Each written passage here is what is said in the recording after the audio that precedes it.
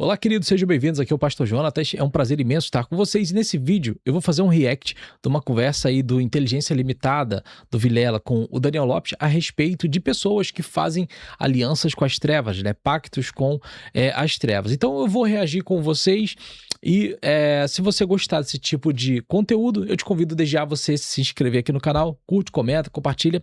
Bora lá. Deixe a sua opinião também, tá bom? Vamos reagir. Mas um outro aspecto interessante do pacto é que muitos pactos eles envolvem aquele que recebe os benefícios se transformar num propagandista de uma doutrina das trevas, né? O cara tem que virar um apóstolo daquela doutrina, ele tem que... É como se fosse um patrocínio, né? Você imagina assim, né? Divulgador. O surfista, ele ganha um patrocínio, ele tem que botar o adesivo na prancha. E usar o boné. O bonezinho. Bonezinho sempre. Aí você vê, né? Tá na entrevista, o cara tá com aquele boné. Tá com o bonezinho. Então, em vez de o cara tá com o bonezinho da Adidas, o cara tá com o boné do Lúcifer. Você já viu hoje em dia goleiro quando vai posar pra foto do lado dos jogadores como ele fica? Não. Com a luva assim, porque o patrocínio tá na luva, não reparei, né? Não. Pode ver. Entendi. Às vezes você acha estranho o goleiro assim, o patrocínio tá pra dar uma moralzinha pra luva, né? Não, agora, depois de um tempo, os caras botaram as propagandas no microfone, né? Que o cara senta, já tá tudo... Tem 1 milhão de propagandinhas atrás, né? Tem várias. Então, cara, essa lógica do patrocínio é muito semelhante à lógica de alguns pactos também. Porque o cara fala assim, meu irmão, eu vou te levar ao esplendor da glória, mas você tem que divulgar minha mensagem. E aí você começa a ver o ocultismo cada vez mais ganhando espaço na cultura. E vale lembrar, pessoal, que o próprio Senhor Jesus, quando ele foi tentado no deserto, o diabo ofereceu a ele os reinos do mundo, né? A glória deles. E Jesus falou, retira-te, Satanás, né? Porque somente ao Senhor teu Deus adorarás e somente a ele prestarás culto, né? É interessante que ele ofereceu para Jesus ali toda a glória do mundo se ele recebesse um momento de adoração de Jesus. Ele ofereceu, né? E nesse sentido, muitas pessoas, a gente percebe, né? Os grandes artistas globais, a gente vê shows que são verdadeiros rituais satânicos, né? Então isso acontece. Isso começa lá... Cara, é engraçado porque ele tá tão permeado hoje em dia que a galera vai achando cada vez normal. Normalizou total, né? Você normaliza de um jeito assim... até o nome das entidades, né? Você chega na Marvel, você tem Azazel, por exemplo. Pois é. Né? Você tem todas essas figuras. E nem todo filme, o seriado, mostra a consequência do pacto depois, né? Só o ganho do pacto, né? Porque a maioria desses pactos são pactos com prazo fixo.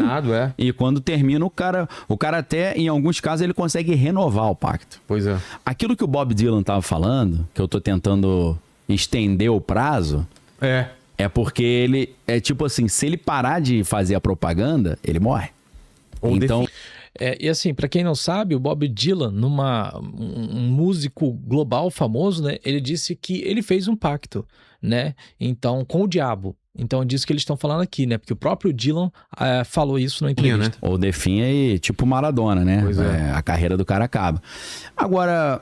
No esporte, cara, é muito interessante também, porque você vai vendo que tem alguns momentos assim, que o cara do nada ele dá uma caída. Do nada, parece que as coisas não dão mais certo. Ele não consegue mais fazer as coisas. Ou porque o pacto acabou, ou porque ele não cumpriu algum compromisso, entendeu? Sim. Então a gente vê várias histórias assim estranhas nesse sentido, né? Que é isso? Não, mas é uma imagem que tem ele fazendo um pacto no chão, assim, na beira do gramado. Porque dizem que o Abel fez pacto, cara. Porque tem isso? Ele ganhava tudo durante um tempo, né? Então, né? E falavam que ele fez o pacto, não sei o que. Aí quando o Corinthians ganhou do Palmeiras, falam que o pacto foi quebrado. Não, é verdade. Rola essa lenda. Não, é meio meme, né? Sim. Mas tipo, a galera fala, o pacto foi quebrado. Toda hora a galera ficava... Achou essa daí dele fazendo um... Eu achei em tamanho menor, eu vou procurar uma imagem. Tem ele, tipo, na beira do gramado, fazendo um círculo sagrado, sabe? Claro que é meme, né? Então, cara, aí você pega, por exemplo, Denzel Washington. Tem várias histórias. Não, mas o Denzel Washington é cristão, né? Depois, né? Depois. Porque depois o cara tenta correr atrás do prejuízo, né? Hoje ele é pastor. Porque agora ele só fala nisso, né? A ideia é que o Denzel Washington, ele teria que ter sacrificado o filho. O filho é ator, né? Esqueceram, não sei o que lá, Washington. Ele fez o Tenet, por exemplo. O filho? O filho do Denzel Washington. Aquele cara é... O personagem principal é filho dele? Isso, e ele fez aquele filme que acho que é The Creation, que é negócio de inteligência artificial, é o filho dele também.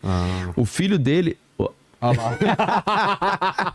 Os caras também, velho. O que ele faz na grama? Ele faz o que na grama? Não, ele fica às vezes fazendo os desenhos tático. Esquema? Entendi. Vacila, né? Ô, Abel, queremos você aqui, hein? Isso aí é português, então, né? Então a gente não vamos parar de falar mal de português, né? Que já falou que a seleção verdade, de Portugal. Né? Vai não, isso aí é sem impacto. Não melhor técnico do Brasil atualmente, é ele. Mas de longe. Então. Você vê a que ponto chegamos, né? O Brasil, que sempre se vangloriou de ter o melhor futebol, o melhor técnico não é daqui, né? É gringo, né? Pô, a que ponto chegamos, né? Quase que a gente teve uma camisa da seleção vermelha, né? Você quer o quê? E o técnico agora também não é brasileiro, o atual técnico da seleção. Também? Camisa diabólica. Ele é italiano, né? Italiano. Você vê como é que é a decadência, né? Dos nossos talentos, né? Acho que o pacto do Brasil passou da validade, né? Se o Brasil tinha algum pacto. Né? E o pessoal tá falando aqui uma coisa também. E tem gente que, pra desfazer um pacto que alguém fez, faz outro pacto, né? O que é pior ainda, né? Exato, né? Então é você tapar o sol com a peneira, né, meu irmão? Ou enxugar gelo, porque aí só vai... Mas no final, vamos falar como... Desfazer. Como se pacto, lógico, né? pô, claro. Assim, uma pergunta extremamente pertinente, Vilela, inclusive, que bom que você falou. Haveria algum nível de pacto que seria impossível de ser desfeito, até por Deus? Ah, tá. Existem algumas situações complicadas.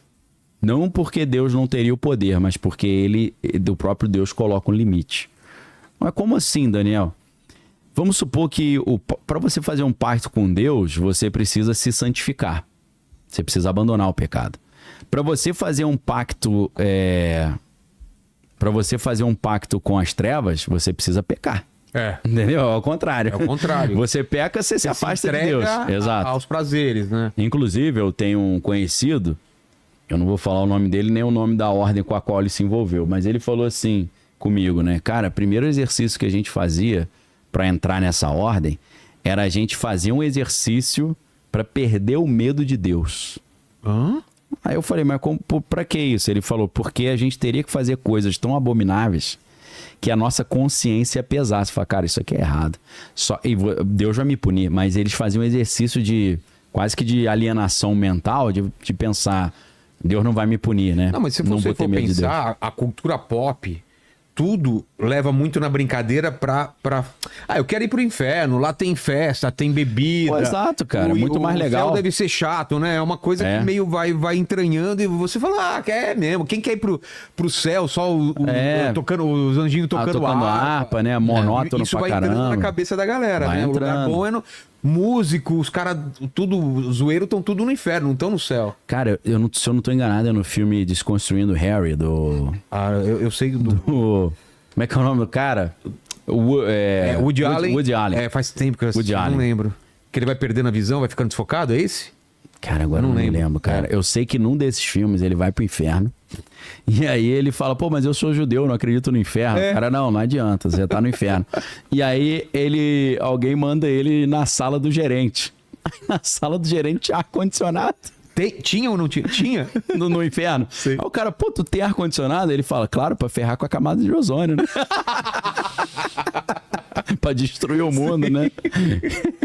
Então tem essa ideia, né? Pô, o inferno é tipo um harém, né? É claro que em algumas doutrinas ocultistas existe o céu, o inferno dos escolhidos, que seria sexo, drogas e rock and roll, e tem o inferno dos órfãos. Olha lá o Desconstruindo. Desconstruindo Harry, cara. Eu não me lembro se é nesse. Que é sensacional, né, cara? O Woody Allen é incrível. É claro que eu, como cristão aqui, tenho que fazer uma ressalva. Tem algumas cenas meio impertinentes, né? Tem. Em Desconstruindo Harry, inclusive, já começa bem bravo. Os caras estão falando do Guilherme de Pádua, né? Não cumpriu todos os rituais e acabou morrendo, né? Ele fez aquele esquema de virar crente, né? Não, eu sei, mas o assassinato diz ele que foi... Ele assumiu Ou ele inventou a história? Tinha uma ideia que era um pacto, né? Tinha, cara. Dele da mulher. Foi um ritual. Foi um ritual, né? Foi. Tesoura e tal. Teve. Bizarro, cara. Foi porque ele queria ter mais destaque na novela. Acho que era isso que ele tava buscando, né? Mais sucesso e tal. Então, aquela pergunta, né? Tem pacto que não pode ser quebrado? Então, a Bíblia fala sobre algumas situações de pecado que não podem ser perdoados. Como assim? A blasfêmia contra o Espírito Santo, por exemplo. Né? Em que situação isso aparece na Bíblia? Jesus está expulsando demônios e os caras começam a falar, caramba, que poder é esse que ele tem, que ele consegue expulsar demônios?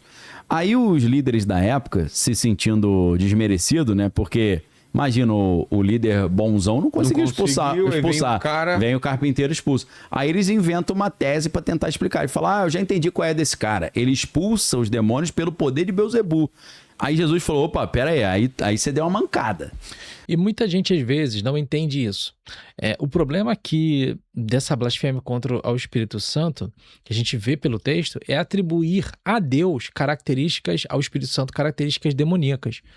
Então, assim, esse texto mostra o cuidado que a gente tem que ter, pessoal.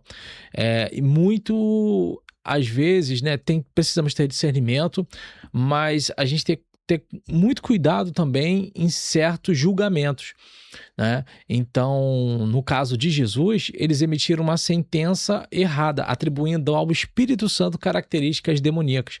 E aí Jesus falou, pecado ao Espírito Santo não será perdoado. E a gente sempre ensina que às vezes tem gente que fala assim, caramba, eu acho que eu pequei contra o Espírito Santo, né? Eu mesmo já passei por isso.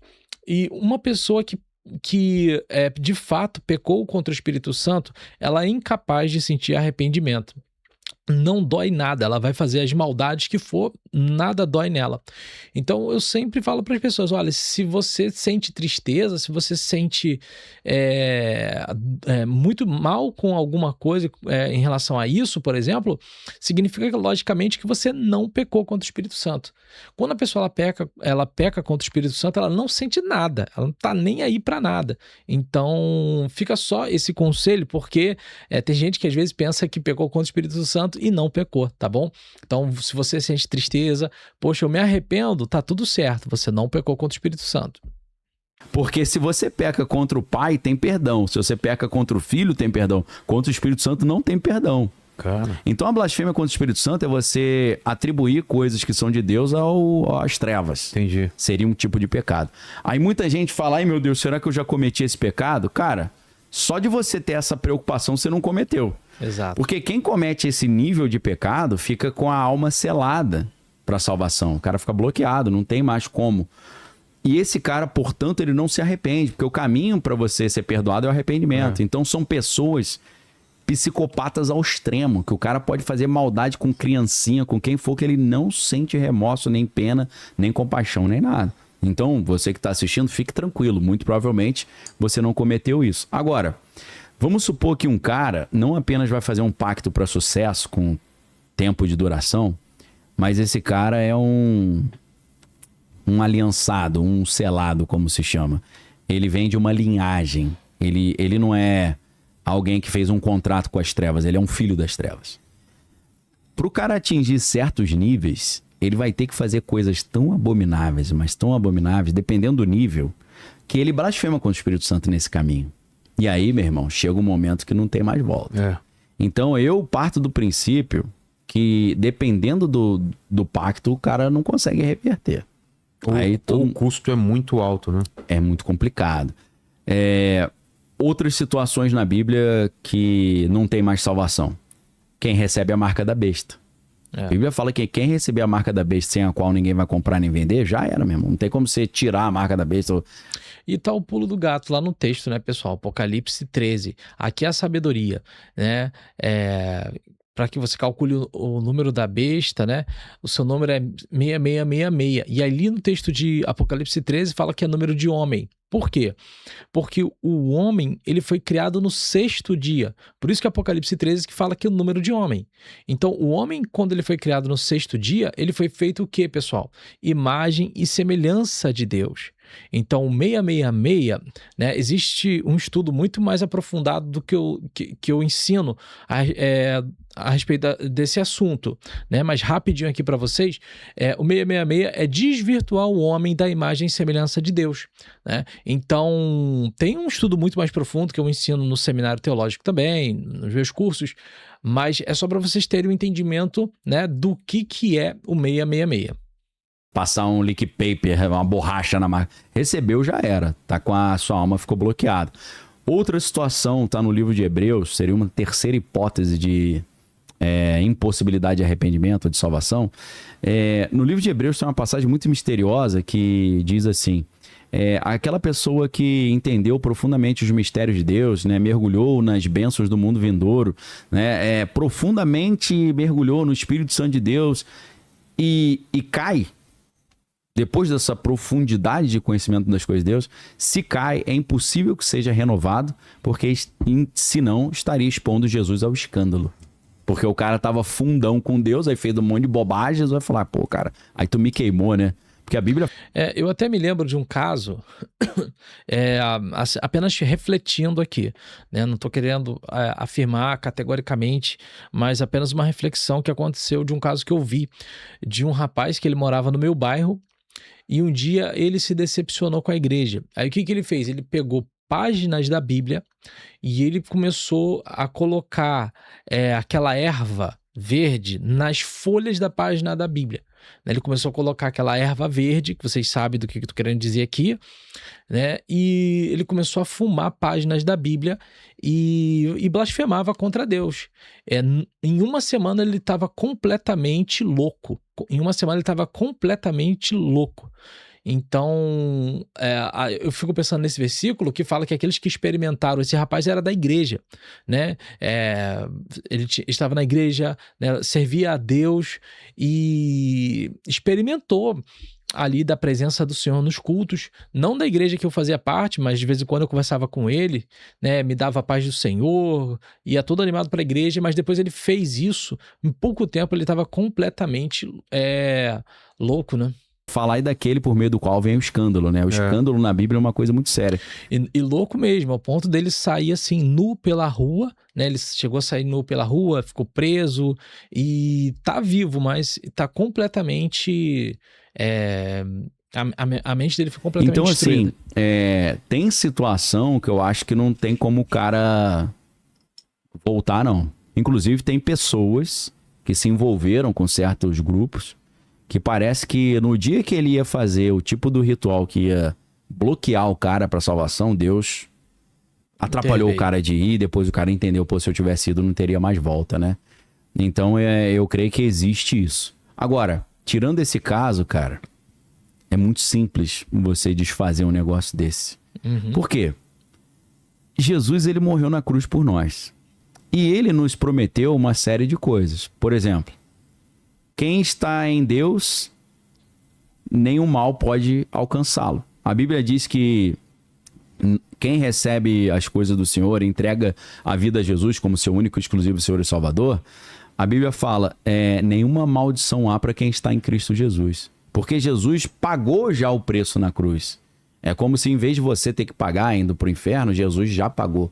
E você pode usar esse crédito. A gente pode assim dizer, né? E lembrando também, gente, que um coração contrito e quebrantado, Deus não despreza, né? Então, eu creio da seguinte forma, né? A pessoa, se ela tem capacidade de se arrepender, ela vai alcançar a misericórdia, ou melhor, a misericórdia de Deus vai alcançá-la, a graça de Deus, o favor imerecido vai alcançar, né? Se a pessoa tem essa capacidade de se arrepender genuinamente, né, em vida, isso ela alcança essa graça. Agora, quando a pessoa não tá nem aí para nada, de fato ela não vai se arrepender. E eu lembro, em relação a essas alianças com as trevas, o que a Bíblia diz que para isso se manifestou o Filho de Deus, para destruir as obras do diabo, né? Então vamos lá. Que o próprio livro de Hebreus diz que Jesus, de uma só vez, entrou no Santo dos Santos e fez um sacrifício perfeito para que não haja mais derramamento de sangue para perdão de pecado. Então a Bíblia diz que quem é do Senhor, o maligno não lhe pode tocar. se você sai das trevas e vai para a luz, né? A Bíblia fala muito sobre isso, sair das trevas e ir para a luz, sair das trevas e ir para a luz. Só que aí no ocultismo eles usam isso também, né? Só que é o contrário, se é cristão, você tá nas trevas, aí você vai para Lúcifer, você tá na luz, porque Lúcifer é o portador da luz, né? Isso daí é muito sério, pessoal. É a diferença entre satanismo e luciferianismo, né? A pessoa que segue ali, né? Sei que existem vários níveis dentro do ocultismo e dessas seitas, né? E das sociedades secretas também. Mas o satanismo é aquele que adora Satanás de uma forma deliberada. O luciferianismo é aquela pessoa que cultua Lúcifer, né? Porque a palavra Lúcifer, né, é Lucifer, do latim, né, aquele que tem luz, que transfere luz, ele acha que está adorando um ser de luz, né? O próprio apóstolo Paulo fala que não é de se admirar que o próprio Satanás se transfigura em anjo de luz, né, para enganar as pessoas, né, e faz com que seus ministros pareçam ser ministros da justiça. Então, é muito interessante isso. E Paulo é muito interessante quando ele fala, né? Não vos admireis que o próprio Satanás pode se transfigurar em anjo de luz. Então muitas pessoas viram anjos de luz, fizeram Moroni, fizeram pactos com anjos de luz, mas na verdade estavam fazendo pacto com as trevas, né? Exato. A gente tem várias religiões, não vou citar nenhuma para não gerar polêmica, mas várias religiões começam com um cara que encontrou com um anjo. Mas aí quem te garante que aquilo era um anjo mesmo?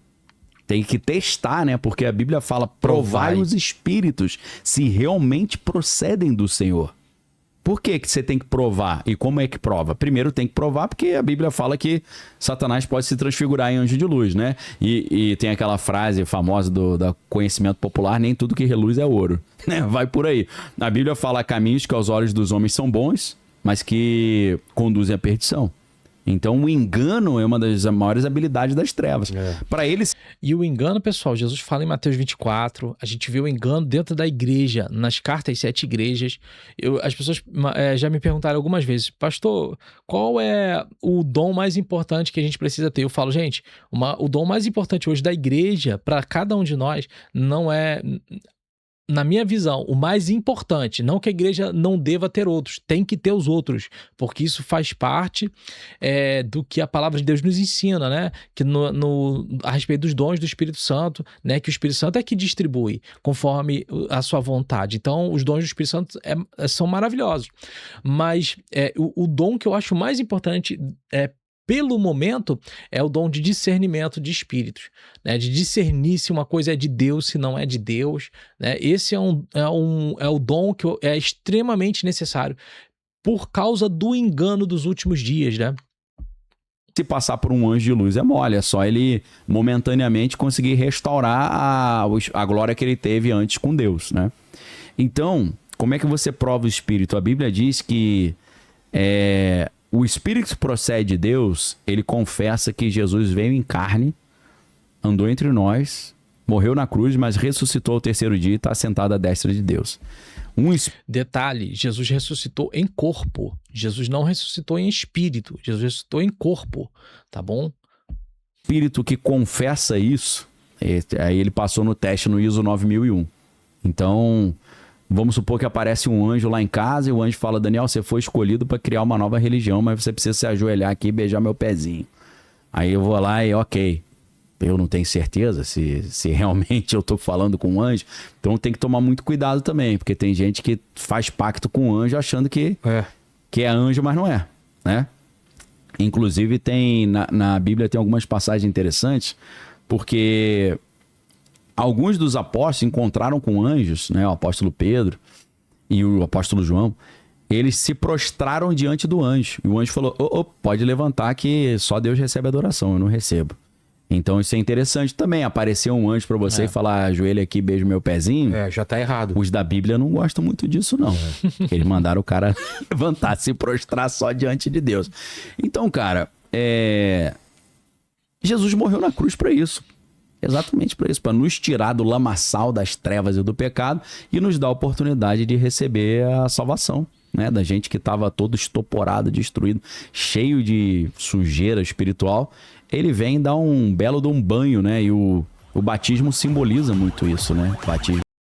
É isso aí, meus queridos. Fiz aqui rapidinho com vocês um react, né, desse corte do canal aí, Inteligência Limitada. Eu vou deixar o link do canal do Daniel Lopes e também vou deixar o link do Inteligência Limitada na descrição do vídeo, tá bom? Pessoal, se vocês gostam de react, dá um feedback aqui nos comentários. Pastor, legal, bacana. Deixa a sua opinião também, tá bom? E aí a gente vai avançando aqui no canal, trazendo assuntos aqui pra gente conversando e trocando uma ideia, tá bom, meus queridos?